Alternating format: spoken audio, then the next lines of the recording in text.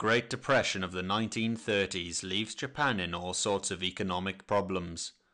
In an attempt to restart its economy, Japan adopts an expansionist approach by firstly invading Manchuria in 1931, then by sparking the Second Sino-Japanese War in 1937.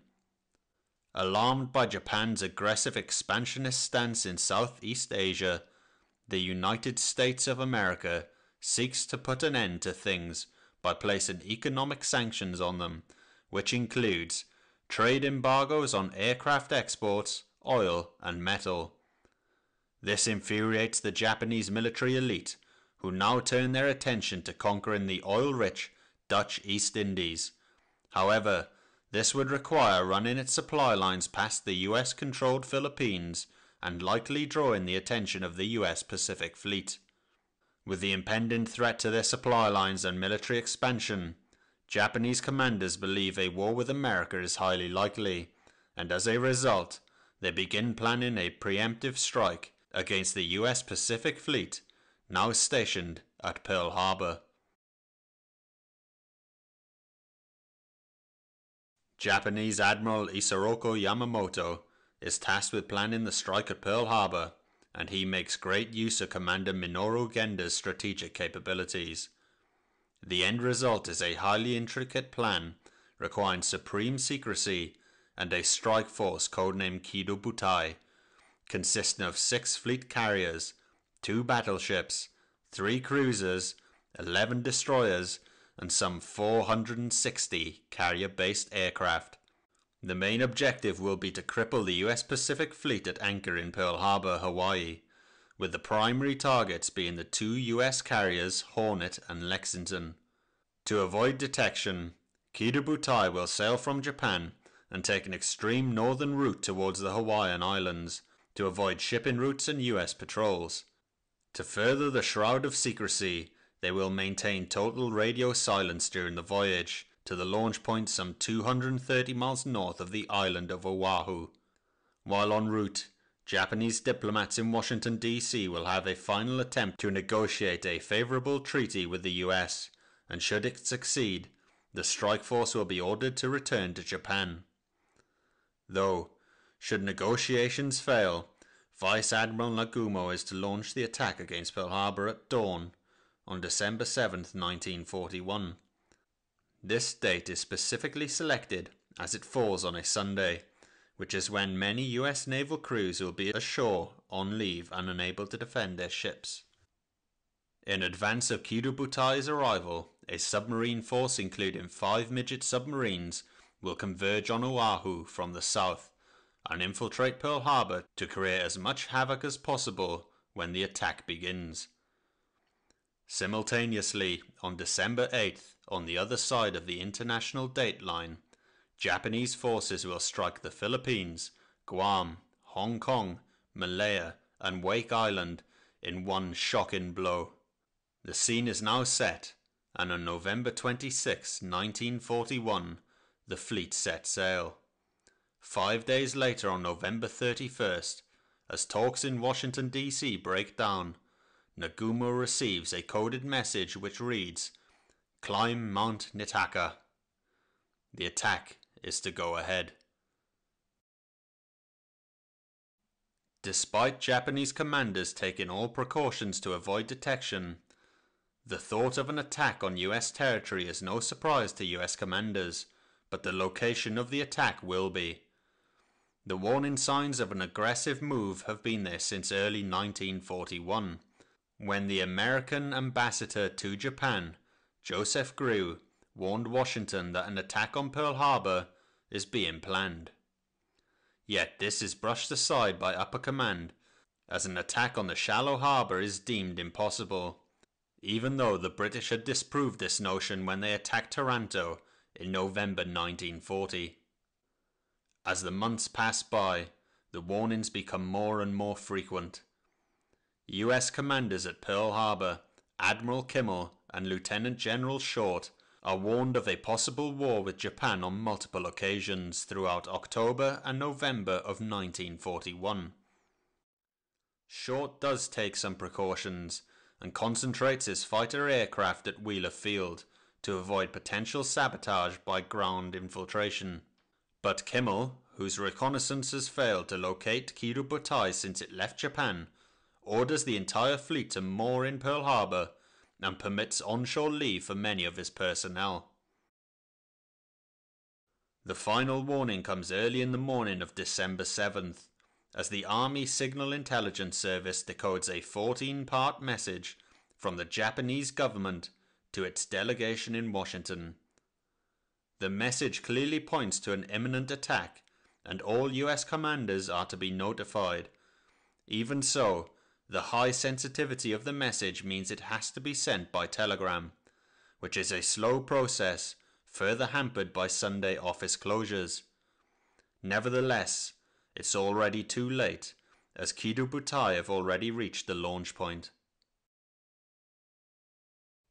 4:05 a.m. December 7th, 1941. USS Condor passes the following message to the USS Ward, operating outside the entrance to Pearl Harbor. Have sighted submerged submarine on westerly course. General quarters is sounded as the day of infamy is about to begin. Japanese spies inside Pearl Harbor report that both US carriers are not at anchor, but the main bulk of the Pacific Fleet is. At 6 a.m., Captain Mitsuo Fushida leads the first strike wave off the flight deck, which includes 49 Kate level bombers, 51 Val dive bombers, 40 Kate torpedo bombers, and 43 Zero fighters. As they proceed to their target, USS Ward sights the periscope of a midget submarine trying to sneak into the harbour entrance. She immediately opens fire before the USS Monaghan joins the action and begins dropping depth charges. It is now 6:45 a.m. and the USS Ward sends the following transmission. We have attacked, fired upon, and dropped depth charges on a submarine operating in defensive sea area. This message is passed directly to Admiral Kimmel's office, yet no further action is taken. 7:02 a.m. The mobile radar unit at Opana Point detects 50-plus aircraft closing in from the north, some 137 miles out to sea. Privates George Elliott and Joseph Lockard immediately report the reading to the Intercept Center, but no further action is taken, as Lieutenant Tyler believes it is a scheduled inbound flight of B-17s from the mainland. Fushida's attack wave now reaches Oahu, unimpeded, and begins splitting up into its attack groups. And at 7:45 a.m., the first bombs shatter Ford Island and Hickam Field. General quarters rings out around the harbour as Fushida broadcasts, "Tora, Tora, Tora," back to the fleet, signalling they have achieved complete surprise. 7:55 a.m. As US personnel scramble, Commander Logan Ramsey broadcasts to all ships in the area, "Air raid on Pearl Harbor. This is no drill." At the same time, 6 torpedo planes start their attack runs against the USS Utah and USS Raleigh. 3 torpedoes miss their targets, while 2 slam into the side of Utah, causing her to list rapidly before she eventually capsizes at 8:12 a.m. The remaining torpedo hits the Raleigh. 2 more torpedo planes make attack runs on the USS Helena and Oglala, scoring a hit on the USS Helena that's so severe it damages both ships. On the other side of the harbour, around 50 aircraft drop in from 500 feet and attack Battleship Row. 12 of these come down the southeast lock and focus their attack against the USS Oklahoma and USS West Virginia. Now flying through a hail of AA fire, 11 of the bombers launch their torpedoes against the 2 ships, with the final one breaking off and attacking the USS California.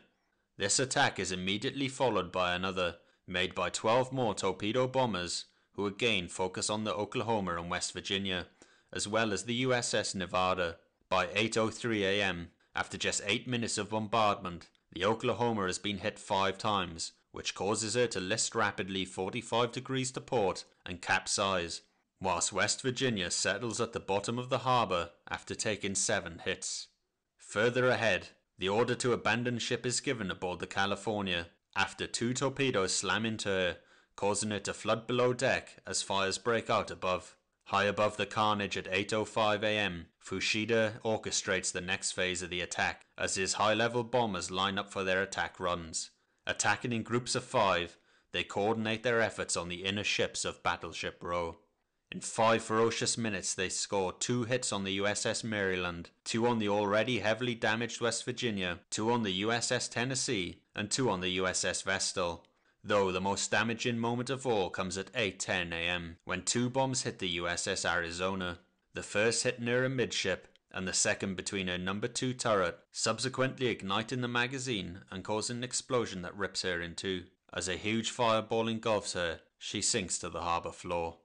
8:36 am.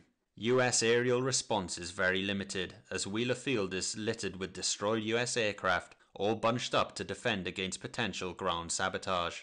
Meanwhile, the USS Curtis spots a Japanese midget submarine that has infiltrated the harbour and fires at it, scoring a hit. As the sub maneuvers, it's rammed by the USS Monaghan and sinks. By now, the USS Nevada is the only battleship capable of getting underway and attempts to get out to open sea. While she steams down the harbour, the 167 aircraft of the second attack wave arrives over Pearl Harbor. The dive bombers spot her immediately and try to sink her in the channel, in an attempt to block the entrance to the harbour. 5 bombs hit their target, but fortunately Nevada is able to beach at Hospital Point. 9:06 am. 3 more dive bombers attack the already abandoned California, scoring 1 hit, whilst 9 bombers go after the US Pacific Fleet flagship, the USS Pennsylvania, which is moored in dock. 1 bomber scores a direct hit, but causes only minor damage. 3 more bombers also score hits on the USS Cassin and the USS Downs, moored in the same dock, causing heavy damage. Back aboard the USS Raleigh, she suffers another hit, while the Curtis is struck by a bomb and a kamikaze pilot. Raleigh lists rapidly and almost suffers the same fate as the Utah until her crew jettisons enough weight to keep her afloat. 9:25 am. 15 dive bombers dive on the USS Shore, scoring 3 hits, of which 1 ignites her forward magazine, causing her to explode shortly after 9:30 am. Now the second wave peels off and heads back to the carriers. However, the third wave is called off. Nagumo, who is uncertain whether or not the US has enough strength left to launch a counterattack, is unwilling to gamble his force and orders the withdrawal. The attack is finally over. The attack at Pearl Harbor is sudden and shocking, but it doesn't go strictly according to plan for the Japanese. Firstly, their primary targets, the US carriers, were at sea during the attack, and of the 5 battleships sunk, only 2, the Arizona and Oklahoma, are permanently damaged, while the California, West Virginia and Nevada will all be back in service before the end of the war. 3 other battleships suffered light damage, 3 smaller vessels are sunk, and 160 aircraft are destroyed on the ground.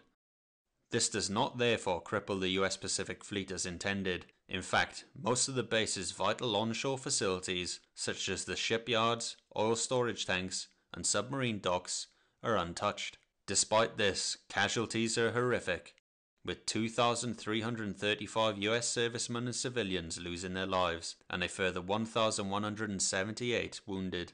1,177 of those who lost their lives were aboard the Arizona, whilst Japanese losses include 29 aircraft and their crews, as well as all 5 midget submarines. Ultimately, the Japanese have made the first move in a war with the United States, which will rage on across the Pacific for 4 long years, and will end with the unconditional surrender of the Japanese.